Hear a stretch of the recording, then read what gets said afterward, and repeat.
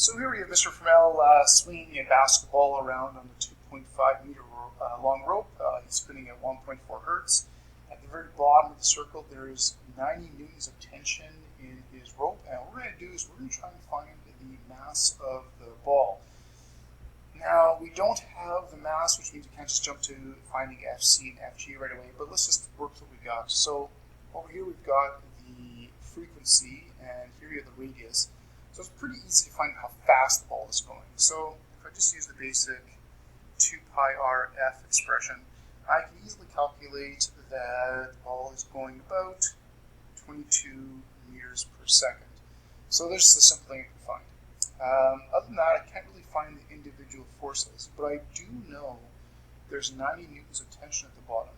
And of course, when it's at the bottom, that tension, that 90 newtons, is a combination of FC and FG put together. At the bottom, you have to add the forces together.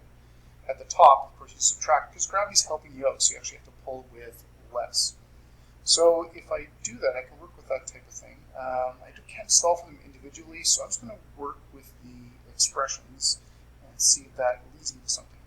So I know I've got 90 newtons of tension, and that's going to be a combination of the FC and the FG put together. Now, doing a little check to see what I've got here. M's what I'm looking for. I've got the V, I found that over here. Radius I've got, G I've got. M is the only thing I don't know, which means you can solve for it. So I just got to do a little bit of math and get it out. So I'm going to factor out to the M to isolate it. And I factor out the M. I've got V squared over R plus G. And that's centripetal acceleration, and that's gravitational. So really, it's just a combination of the two accelerations, which is basically ma or Newton's second law. That's all it really is. So if I do this, I can put the V in there for 22 squared divided by the radius, which is over here, add the 9.81 to it, and then I can take that, divide the 90 by it, and I can solve for the M. So M will just be that 90 divided by the total acceleration, which is a combination of those two put together. So if I do that, I can calculate a mass of 0.44 kilograms for the basketball. Okay, so now that I have that, let's find something else. What would the tension at the top be? Okay, so let's find out the tension at the top of the circle, which of course is going to be less than the tension at the bottom of the circle. Now that I have my math, it actually makes things an awful lot easier to find individual forces.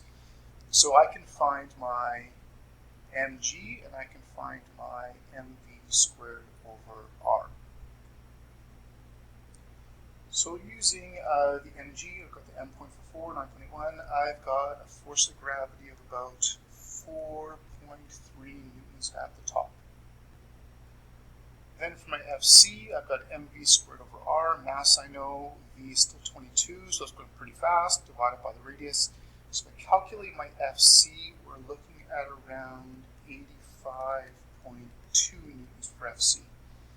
So I'm going to put those together and find the tension at the top. So at the top of the circle, the tension is what you're pulling down with to the center of the circle.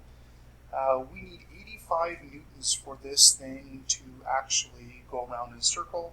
Gravity is helping you out at the top by pulling down with 4.3. So you would just need to supply the remaining force. So the tension that you would have to pull with would be the 85.2, take away the 4.3, and give or take, you're probably looking around 81 newtons of tension that would actually be left. Alright, so now that we've done that, let's find something else. What would be the minimum speed required to go around the circle? Well, when you talk about that minimum speed is occurring at the top of the circle, because that's where the circle will fail if this is not going to work out. And of course, at minimum speed, you feel nothing at the top. Gravity is supplying all of the FC. So the FC is entirely supplied by the force of gravity. So mv squared over r is going to be equal to mg. So nice that the masses will actually cancel out, which makes sense because mass has nothing to do with how the effect of gravity on an object. and then we can solve for that v. So the minimum speed we're looking at here would be the root of rg. We've got the radius, we've got the g, and we can find that minimum speed.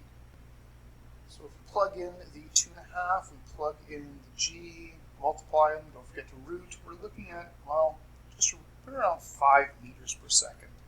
So Mr. Flamel, of course, is really strong, so he's easily going way past that minimum speed of 22, but if you slowed it down, you can slow it down to 5 and you'd still be okay.